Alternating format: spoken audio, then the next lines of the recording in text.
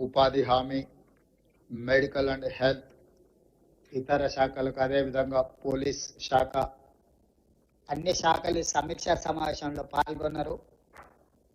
ఆయా శాఖలకు సంబంధించిన అధికారులు వాళ్ళు క్షేత్రస్థాయిలో సేకరించిన సమాచారాన్ని వరదల సమయంలో మీరు ప్రజలకు అందుబాటులో ఉండి చేసిన సేవల్ని, ముఖ్యంగా మా ఎల్లారెడ్డి శాసనసభ్యులు ఎస్డిఆర్ఎఫ్ వాళ్ళు సహకరించడం వల్ల చాలామంది ప్రాణాలు కాపాడగలిగినాం. కలెక్టర్, ఎస్పీ అదేవిధంగా ప్రభుత్వ అధికారులు అందరూ కూడా సంపూర్ణంగా సహకరించారు. సమస్య ఉన్నప్పుడు క్రైసిస్ మేనేజ్మెంట్లో అధికారులు అందరూ కూడా సహకరించిందని వారు చెప్పడం జరిగింది. ఈ క్రైసిస్ సమయంలో రోజుకి 24 గంటలు పనిచేసిన ప్రభుత్వ సిబ్బందిని అందరిని కూడా మనస్ఫూర్తిగా నేను అభినందిస్తున్నా. మీరందరు కష్టపడి ప్రజలకు అందుబాటులో ఉండి ఈ సమస్యల్ని ఎదుర్కోవడంలో సహకరించినందుకు ప్రాణ నష్టం, ఆస్తి నష్టం, పశు సంపద నష్టం చాలా తక్కువగా జరిగింది. ఈరోజు మనం తీసుకునే నిర్ణయాలు భవిష్యత్తులో ఇలాంటి సమస్య వచ్చినప్పుడు ఈ సమస్య తీవ్రం కాకుండా ఉండడానికి అవసరమైన అంశాలను అన్నిటిని కూడా వివిధ శాఖలు ఉన్న అధికారులందరికీ కూడా సూచన చేయడం జరిగింది. నా సూచన, నా ఆదేశం, ఏ శాఖకు ఆ శాఖ బాగానే పనిచేస్తారు. ఇతర శాఖలతో సమన్వయం చేసుకోవాల్సి వచ్చినప్పుడు కొంత ల్యాగ్, అంటే కొంత గ్యాప్ ఉంటుంది. అంటే ఈ రోజు అవసరం ఉంటే 3 రోజుల తర్వాత మనం చేయడం వల్ల ఆ పర్పసే డిఫీట్ అవుతుంది. శాఖల మధ్యలో సమన్వయం, ఎందుకంటే వ్యవసాయము, సాగునీరు అనేది రెండు ఇంటర్ రిలేటెడ్. మీకు చెరువులు, కుంటలు లేకపోతే ప్రాజెక్టులు తెగితే ప్రాజెక్టు తెగే వరకు, ప్రాజెక్టును నిలబెట్టే వరకే మీరు చూస్తున్నారు. మీరు తెగిన తర్వాత నీళ్ళని వ్యవసాయ పంట పొలాల మీద పోయినప్పుడు వ్యవసాయం నష్టం జరుగుతుంది. ఆ తర్వాత విద్యుత్ శాఖ, ఫాలోడ్ బై అగ్రికల్చర్తో పాటు followed by affected department is electricity department. Sub స్టేషన్లు కానీ, ట్రాన్స్ఫార్మర్లు కానీ, కరెంట్ పోల్స్ కానీ, ఇవి. దీని ఫాలోడ్ బై ఆర్ఎండ్బి అండ్ పంచాయతీరాజ్, రోడ్లు తెగిపోవడం. వాటికి తెలియదు ఆర్ఎండ్బి రోడ్ ఏది, పంచాయతీరాజ్ రోడ్ ఏది, ఇట్లా వాటర్కి అదేం తెలియదు. రోడ్డు అంటే రోడ్డు అడ్డం వచ్చింది, తెగుతున్నది. మనకు తెలిసి ఈ డిపార్ట్మెంట్ వేరు, ఆ డిపార్ట్మెంట్ వేరు అని. అదేవిధంగా మున్సిపల్, పట్టణ ప్రాంతాలలో ఉండే వీటి సమస్యలు. సో ఈ రకంగా రకరకాల డిపార్ట్మెంట్స్, తాగునీరు, ఇవన్నీ కూడా ఒక్కొక్క డిపార్ట్మెంట్ మనం పరిపాలనా సౌలభ్యం కోసం రకరకాల శాఖలను ఏర్పాటు చేసుకున్నాం. వీళ్ళందరినీ సమన్వయం చేయడానికి కలెక్టర్ వ్యవస్థ తెచ్చుకున్నాం. వీళ్ళందరూ ఎక్కడైనా తప్పులు చేస్తే వాళ్ళని సరైన దారిలో పెట్టుకోవడానికి పోలీస్ శాఖను తెచ్చుకున్నాం. కానీ మీరు ఎవరికి వాళ్ళు మా పాటికి మేము ఉంటామని అంటే క్రైసిస్కి తెలీదు, ఏ శాఖ ఆ శాఖ సపరేట్గా ఉంటుంది, వాళ్ళు సపరేట్గా ఉండొచ్చు అనేది. వీళ్ళందరూ కలిస్తేనే క్రైసిస్ మేనేజ్మెంట్. ఈ క్రైసిస్ మేనేజ్మెంట్లో ఒక డిపార్ట్మెంట్ ఇంకొక డిపార్ట్మెంట్ సహకరించుకోవడం సరిగ్గా, అంటే ఆశించిన స్థాయిలో లేదు అనేది నా అబ్జర్వేషన్. కాబట్టి మీరు కలెక్టర్ గారికి నేను ఆదేశాలు ఇస్తున్నా, ఈ సమన్వయ మీటింగులు ముఖ్యంగా పెట్టండి. ఏ డిపార్ట్మెంట్స్ ఏం అవగాహనతో వచ్చినాయి, ఆ అవగాహన ప్రకారం ఆ సమస్యలను ఎట్లా పరిష్కరించాలో కలెక్టర్లు ఖచ్చితంగా సమన్వయ సమావేశాలు పెట్టాలి. Internal coordination is very important than anything.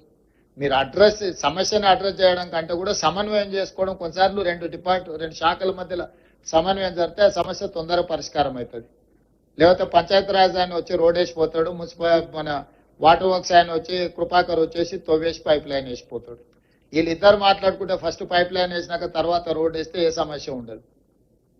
ఇట్లాంటి సమస్యల్ని ఎక్కడైతే ఉందో, ఎరువులకు సంబంధించి కూడా ఏం పంచుతారు, ఎట్లా పంచుతారు, అక్కడ ఏముంది, అక్కడ ఏదైనా ప్రాబ్లం ఉందా, కొత్త పోలీస్ డిపార్ట్మెంట్తో కోఆర్డినేట్ చేసుకోవడం, లేకపోతే డీసెంట్రలైజ్ చేయడం. ఇప్పుడు 30-40 వేల జనాభా ఉండే మండలానికి 2 షాపులు పెట్టిండ్రు అనుకోండి, దాదాపుగా 10,000 మంది రైతులు ఒకటే రోజు వచ్చి కూర్చుంటే ప్రాబ్లం అవుద్ది. వాళ్ళకి ముందే టోకెన్లు ఇచ్చి నీది 6 తారీఖు, నువ్వు 7 తారీఖు, నువ్వు 8 తారీఖు స్టాక్ వస్తే దీని ప్రకారం తీసుకోండి అని అగ్రికల్చర్ ఏఈలు క్షేత్రస్థాయికి వెళ్ళి గ్రామాలను పిలిచి, ఇప్పుడు రైతు వేదికలు ఉన్నాయి, మీరు అన్నట్టు 2,000-3,000 రైతులకు సపరేట్గా రైతు వేదికల దగ్గర పెట్టి లోకల్ గా పోలీసులను కూడా అడుగు, ఇద్దరు కానిస్టేబుల్స్ అక్కడ నించోబెట్టి ఆ టోకెన్లు ఇచ్చి ఆ రైతు వేదికల నుంచి మీరు యూరియా కానీ ఇతర ఎరువులు కానీ ఏమైనా ఇచ్చిందంటే సమస్య రాదు. ఒక్కసారిగా మంది అందరూ ఒక దగ్గర నిలబట్టి అందుబాటులో ఉన్నా కూడా లైన్ పెద్దగా కనిపిస్తుంది. సినిమా హిట్ అయితే అందరికి టికెట్ దొరకవచ్చు, కానీ లైన్ చూస్తే పొడుగ్గా కనిపిస్తుంది. ఆఖరి ఆయనకు మొదటి ఆయనకు సేమ్ టైంలో ఇవ్వలేరు కదా. సేమ్ యూరియా అందుబాటులో ఉన్నా కూడా 1000 మంది లైన్లో ఉంటే మొదటోడికి చివరోడికి 8 గంటలు పడుతుంది. వీడు 8 గంటల లైన్లో నిలబడే వరకల్లా వీడిని సహనం నశించేసి అసలు యూరియానే అందుబాటులేదని వాడు కూర్చోవడానికి రోడ్డు కట్టం కూర్చుంటాడు. కొన్నిసార్లు ఈడ కూర్చుంటుంది ఆడ కూర్చుంటుంది అని ఎవడో ఒకటి తీసుకెళ్ళి అట్లా కూర్చోబెడతారు. అందుకోసం అని మీరు టైమింగ్, ఒకప్పుడు తిరుపతిలో కూడా దర్శనాలకు రోజుల కొద్ది పట్టేది, ఇప్పుడు ఆన్లైన్ మీకు టైమింగ్ ఇస్తున్నారు, ఈ టైంకు నువ్వు వచ్చి దర్శనం చేసుకో అని. సేమ్ అట్లనే లోకల్ గా ఈ యూరియాకి సంబంధించి కానీ ఇట్లాంటివి ఏమైనా ఇష్యూస్ వస్తే వాటిని కొంత మీరు సమన్వయం చేసుకోవాల్సిన అవసరం ఉన్నది. అదేవిధంగా ఇప్పుడు ఈ వరదలు దీనికి సంబంధించిన దాంట్లో సాగునీరు, విద్యుత్ శాఖ, వ్యవసాయ శాఖ, R&B, Panchayati Raj, rural water supply scheme, housing, municipal, NREGS and health అన్ని డిపార్ట్మెంట్స్ కి దాదాపుగా అందరికి సమయం ఇచ్చినాం. వీలైనంత మేరకు మీ సమస్యలన్నీ కనుక్కున్నాం. హెల్త్ డిపార్ట్మెంట్ ఒక్కరే మమ్మల్ని అభినందించారు, మేము కూడా వాళ్ళని అభినందిస్తున్నాం. ప్రభుత్వం బాగానే పనిచేస్తుందని హెల్త్ డిపార్ట్మెంట్ మమ్మల్ని గుర్తించినందుకు, మమ్మల్ని అభినందించినందుకు మేము కూడా తిరిగి వాళ్ళని అభినందిస్తున్నాం. కానీ మేము అభినందించినాం కదా అని వాళ్ళు పని చేయకుండా ఊరుకుంటాం అంటే ఏం కుదరదు. అభినందనలు వేరు, పని వేరు. కాబట్టి ఖచ్చితంగా ఈ సమావేశంలో పాల్గొన్న అందరు అధికారులకు, ప్రజాప్రతినిధులకు సమస్య వచ్చినప్పుడు రాజకీయాలకు అతీతంగా మనం వ్యవహరించాలి. After all we are human beings, మానవత్వంతో వ్యవహరించాలి. అది అధికారులైనా ప్రజాప్రతినిధులైనా ప్రజల అవసరాలకు, ప్రజల యొక్క సమస్యలు పరిష్కరించడానికి మనం ఉన్నాం. ఇది కామారెడ్డి ఈ జిల్లా ఒక మోడల్ డిస్ట్రిక్ట్ లాగా క్రైసిస్ మేనేజ్మెంట్ కి కావాలి. దీనికి సంబంధించిన ప్రజాప్రతినిధులు, అధికారులకు కూడా నేను కొన్ని సూచనలు చేసిన. ఈ సమీక్షా సమావేశంలో తీసుకునే నిర్ణయాలు పకడ్బందీగా ఈ జిల్లాలో అమలు చేస్తే ఇదే విధానాన్ని ఇతర జిల్లాలలో కూడా ఆచరించడానికి మాకు అవకాశం ఉంటుంది. మళ్ళీ 15 days తర్వాత నేను సమీక్ష చేస్తా. ఈ లోపల జిల్లాకు సంబంధించి మా డాక్టర్ నిజామాబాద్ రూరల్ ఎమ్మెల్యే గారు, మా జుక్కల్ ఎమ్మెల్యే గారు, మా మిగతా ఎమ్మెల్యేలు కామారెడ్డిలనే అన్న సార్ అన్ని మంజూరీలు ఇచ్చిపోయిండు, ఎల్లారెడ్డి కామారెడ్డి ఎమ్మెల్యేలకే లాభం అవుతుంది, మా సంగతి ఏం లేదని కొంచెం ఆలోచన చేస్తున్నట్టు నేను మా శ్రీతక్క సూచన చేస్తున్నా. నిజామాబాద్ ఉమ్మడి జిల్లాలో ప్రతి శాసనసభకు సంబంధించిన సమస్యల్ని మీరు ప్రత్యేకంగా వాళ్ళందరినీ పిలుచుకొని సమీక్ష చేసి అధికారులందరికీ కూడా సూచన చేస్తున్న ఉమ్మడి మహబూబ్నగర్, ఉమ్మడి నిజామాబాద్ జిల్లాకు సంబంధించిన అన్ని శాసనసభ నియోజకవర్గాలకు సంబంధించి వరదలు, ఈ విపత్కర పరిస్థితులను అడ్రస్ చేయడానికి అవసరమైన ప్రణాళికలు ఆయా కలెక్టర్లకు చెప్పండి. ఎమ్మెల్యేలు కూడా మీ నియోజకవర్గాలలో ఉన్న సమస్యల్ని మీ ఇన్ఛార్జ్ మినిస్టర్ సీతక్క గారి దగ్గరికి తీసుకొని రండి. మీ జిల్లా మొత్తం ఎమ్మెల్యేలతోనే హైదరాబాద్ స్థాయిలో ఒక సమీక్ష సమావేశం పెట్టుకుందాం రాబోయే 10 రోజుల్లో. ఎందుకంటే ఈ లోపు మీ నివేదికలన్నీ కూడా కంపెల్ చేసి అధికారులు ప్రతిపాదనలతో రండి. మీరు మళ్ళీ ఇట్లనే కూర్చొని మనం చర్చించుకుంటే దానికి ఏం పరిష్కారం దొరకదు. ఉమ్మడి అందరినీ నిజామాబాద్ హెడ్ క్వార్టర్ లాగా అన్ని శాసనసభ నియోజకవర్గాలకు సంబంధించిన కలెక్టర్లను అందరిని పిలిచి ఒక రోజంతా సమీక్ష పెట్టుకొని ఆ నియోజకవర్గాలలో మేజర్గా ఏం సమస్యలు ఉన్నాయి, వాటికి ఏం చేయగలమో ఒకసారి మీరు సమీక్ష తీసుకొని ఎంపీలను కూడా పిలుచుకోండి. సురేష్ షెట్కర్ గారిని, అదేవిధంగా నిజామాబాద్ ఎంపీ అరవింద్ గారిని కూడా మీరు ఇన్వైట్ చేయండి.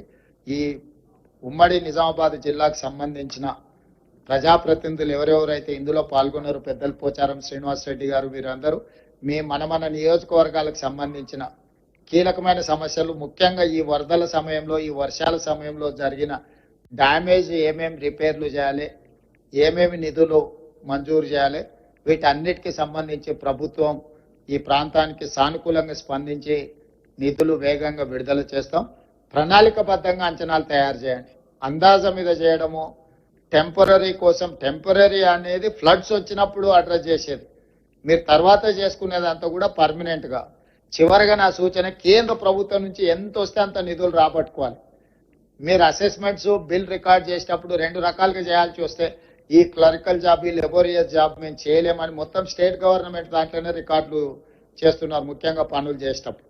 నేను స్పష్టంగా చెప్తున్నా, కేంద్ర ప్రభుత్వం నుంచి ఎంత తీసుకోవడానికి అర్హత ఉందో మీరు అంత అమౌంట్ అందులో రికార్డ్ చేయండి. మిగతాది స్టేట్ గవర్నమెంట్ ఇచ్చినట్టుగా బిల్ రికార్డ్ చేయండి. ఇది కొంచెం ఒక ఎక్స్ట్రా అవర్ పనిచేయాలి బిల్ రికార్డ్ చేసేటప్పుడు. మంజూరు చేసేటప్పుడు కూడా మీరు ఆ ఫార్మేట్ తీసుకోండి, బిల్ రికార్డ్ చేసేటప్పుడు కూడా ఆ ఫార్మేట్ తీసుకోండి. ఎందుకంటే మనకు flood relief fund government of India ఏమి ఇచ్చినా ఏ అధికారులు దాన్ని రికార్డ్ చేయలేకపోతున్నారు. ఎందుకు అని అంటే అసలు మన వాళ్ళు ఎవరు అందులో తక్కువ ఉంది కాబట్టి ఇది మా దీంట్లో పారామీటర్స్ లో ఫిట్ ఇన్ అవ్వట్లేదని దాన్ని ఇగ్నోర్ చేసేసి మొత్తం రాష్ట్ర ప్రభుత్వం నుంచే బిల్లులు పెట్టాలనే ప్రయత్నం చేస్తారు. ఇక ముందు అట్లా జరగడానికి వీల్లేదు. కేంద్ర ప్రభుత్వ నామ్స్ ఏమేమి ఉన్నాయి దాని ప్రకారం మీరు కంప్లీట్ గా రికార్డ్ బిల్ చేయండి.